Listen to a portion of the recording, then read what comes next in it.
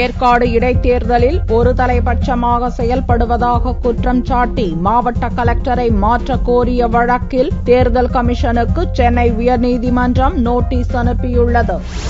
ஏற்காடு இடைத்தேர்தல் டிசம்பர் 4ஆம் தேதி நடக்கிறது. இதற்கான பிரச்சாரம் சூடுபிடித்துள்ள நிலையில் திமுக சார்பில் போட்டியிடும் வேட்பாளர் மாறன் சென்னை உயர்நீதிமன்றத்தில் ஒரு மனு தாக்கல் செய்துள்ளார்.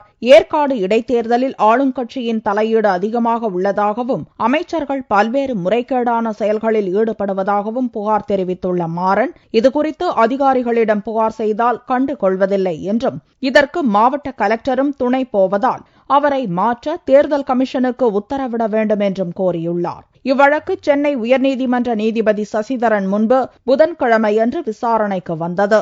வழக்கை விசாரித்த நீதிபதி ஒரு வாரத்திற்குள் தேர்தல் ஆணையர், மாவட்ட கலெக்டர், விசாரணை அதிகாரி ஆகியோர் பதிலளிக்க நோட்டீஸ் அனுப்ப உத்தரவிட்டுள்ளார்.